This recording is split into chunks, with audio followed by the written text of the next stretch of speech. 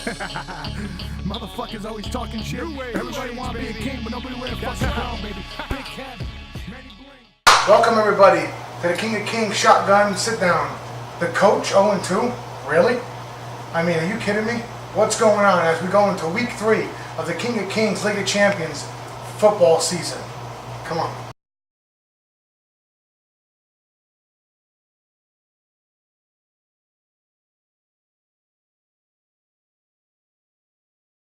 Alright everybody, what's going on, man? Week 3 is finally here.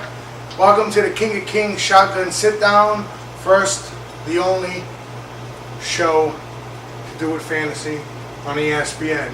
I'm your host, Big Kev, with DJ Mikey P. What's going on, everybody? Man? Week 2. Big week. Crazy. Big week. In everything. Stand-ins, injuries, you name it. We had some crazy scores, crazy week, crazy everything. Like I said in the beginning of the show, the coach 0-2. Really? I mean, am I reading this right? You're reading it very right. What's going on with the coach, and what can he do to change what he's going through right now? I mean, 0-2. Not that he's out of the running, but the whole best of the best division. I mean, you got the All-Stars at 1-1, and he's in first place, and the rest of the division is 0-2. What can he do along with the other 0-2 teams? Well, injuries play a major factor, and every year it's the same story. People get hurt, and you got to make pickups. You got to improve free agency. He didn't have the best draft. I think he lacks that running back depth, and that's hurting him right now. And then losing your third best receiver on your team, it's not looking promising. Well, we had, speaking of the coach, we had the coach at Short Circuit, with Short Circuit picking up the win at home, 179 to 142. Huge win for the Short Circuit. He goes on to 2-0 in the Young Nationals division, which is a big victory for him. I was pretty shocked at that game. I thought it was going to be a lot closer than what it was. What do you think about that game? Well, those teams, they're lighting it up. Drew Brees, Ray Rice, LaShawn McCoy put up big points. And anytime you have a team where your top 3 guys put up the points that have to be put up, you're going to win. I mean, and going into there, I mean, it was a big loss. Not only a big loss for Keith, but also losing Miles Austin, which it's going to hurt him in the long run. But I mean, that was a huge matchup, and we also had another huge matchup. The little coach at the North Dartmouth Disciples, with the Disciples at home taking a win, 205 to 117. 205. Now, the most impressive thing about that to me is 205 points. And his starting star running back, Jamal Charles, played 2 snaps before he got injured. He got, what did he get, 1 point off Jamal Charles? That's crazy. To lose your starting running back, your star, and still put up 205 points.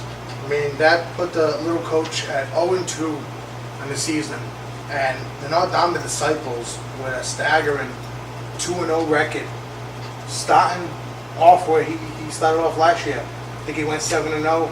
Looks like he's doing the same thing. I mean, I'm very impressed. You know, he's really playing his heart out. I mean, they got to give the kid credit where it's due, and he's sticking it out in a very hard Young Nationals division. So congrats to him. We had the Brazilian All-Stars at the bus, with the bus taking it 163 to 152 in a close matchup. I mean, I talked to the All-Stars today, and he said, why did I sit out the Jets? It was enough for me to take the victory, which was a huge win for the bus, and it was actually a big loss for the All-Stars. So what do you think about that? It was a good matchup for Kenny. You know, he's got Jarvis Best going. He's got Adrian Peterson. Roethlisberger actually had a decent game. For Gary, it's just more the same old. His guys, we drafted high, guys that should be putting up monster points, just slowly starting off real slow.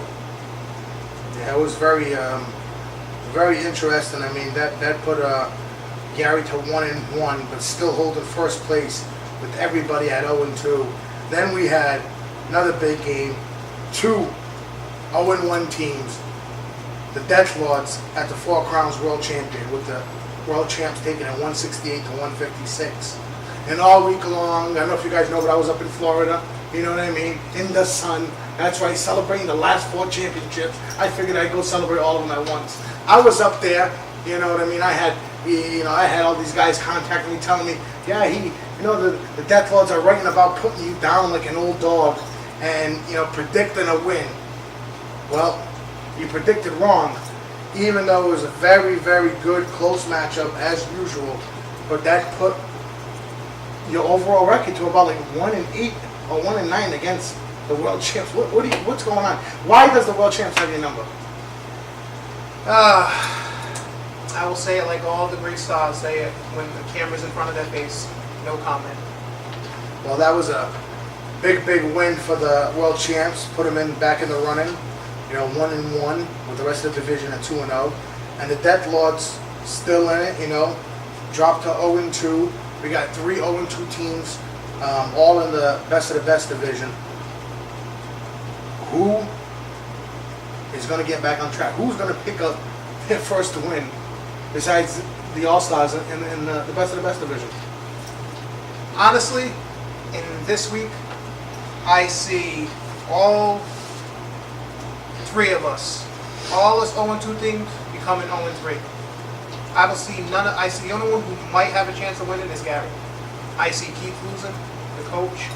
I see the little coach losing, and I see the Death Lords losing. Speaking of all that, I want to talk about the losers, the 0-2 teams in the league. I don't want to go by that real quick. See, the coach, the little coach, and the Death Lords. I mean, we going into week 1 from the draft, and we had the Death Lords talking about how amazing his running backs were. It was a best of the best all-star team. Then we had the coach who was predicting. No, you talked about saying that you had the best running back unit. Wide receiver unit. And, no, you talked about your running backs also. I was right there, giving yourself an 8+ or so. You need to do something different. You need to make a trade. I heard trade offers were on the table. Okay, the All-Stars even mentioned that there was a secret trade offers going around. A lot of people don't know in the league. And the coach, I really thought it was going to make an impact. And the little coach, if he doesn't get his players back, he is in serious jeopardy of going 0-6. And if he doesn't pick up at least 2 wins before Foster comes back, I think he's done. His season's done. And that's going to put you 3 into the playoffs.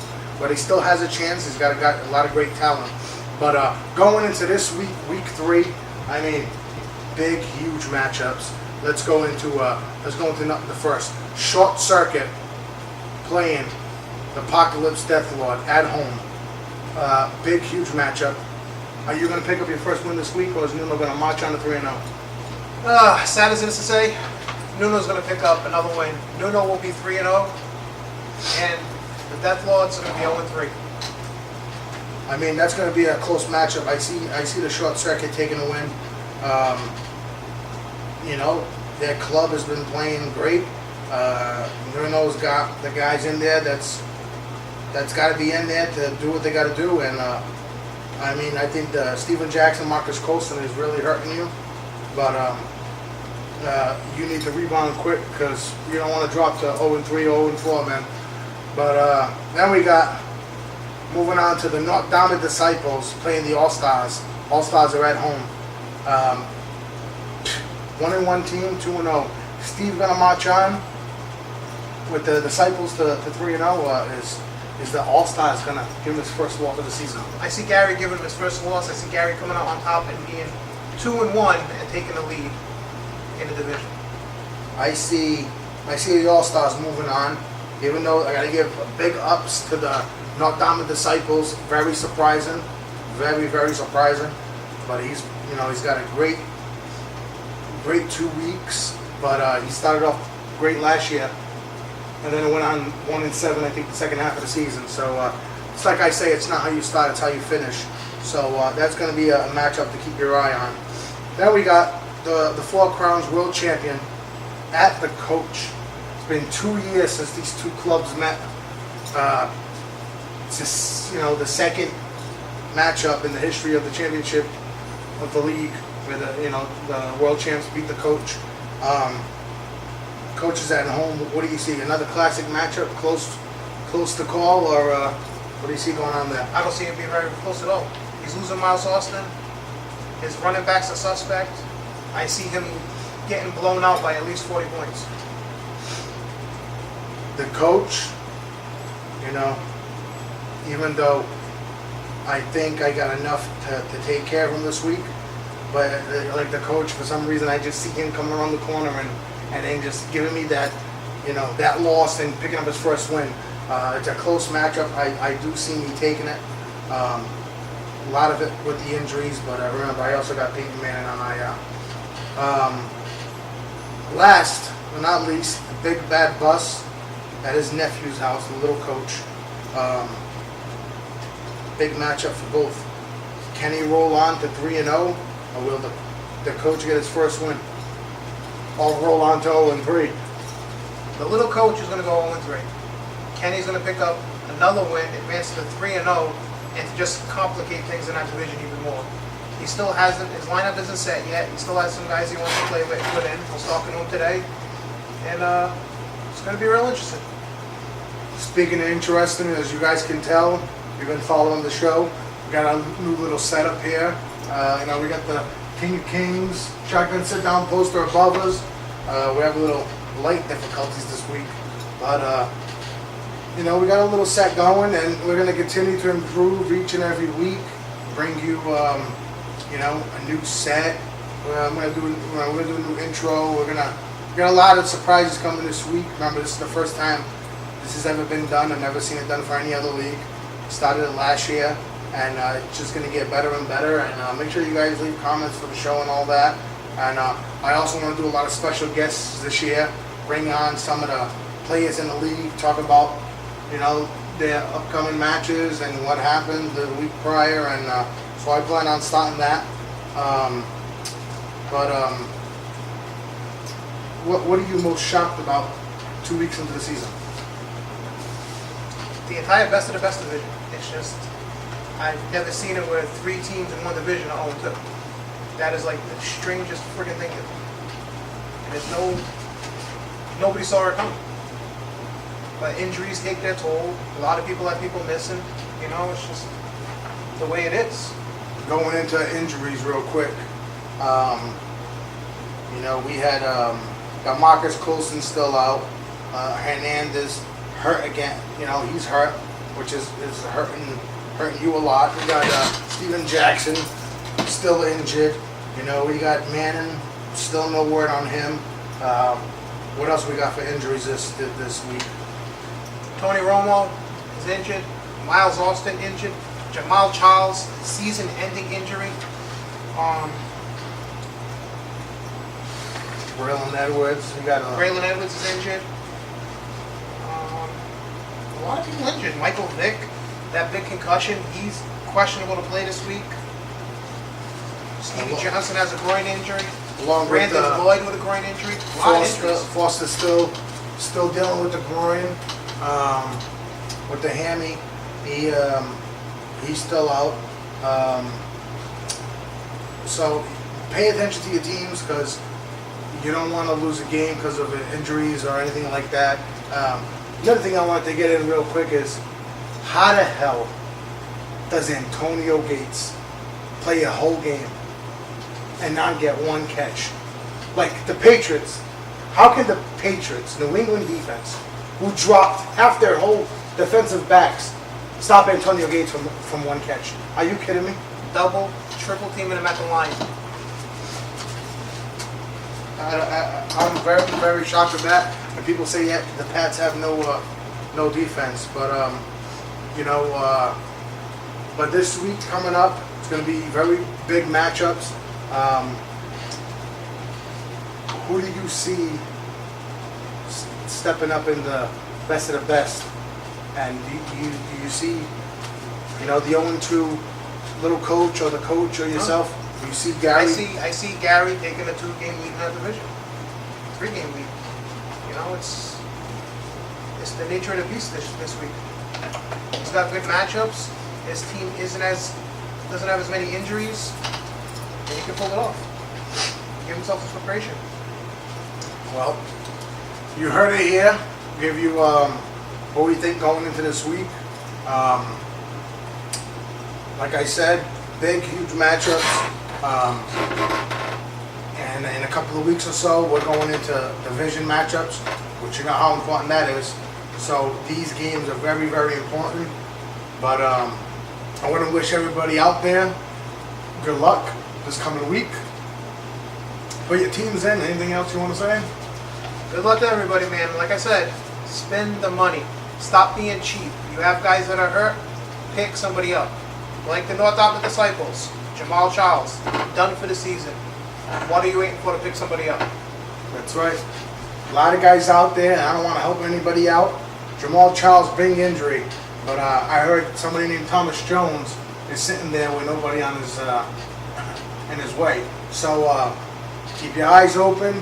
This is the King of Kings League of Champions Shotgun Sit Down with the two best in the business, bringing it to you each and every week. And we'll be back next week with week 3 results. Week 4, what's going to happen? I mean, look us up.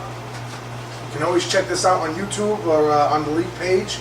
And take it easy. It's DJ Mikey P, Big Kev, signing off. Peace. SCP motherfuckers 09. They got me heating, motherfuckers left me bleeding in the middle of the street. Now they say they didn't see me breathing. Looking for black as they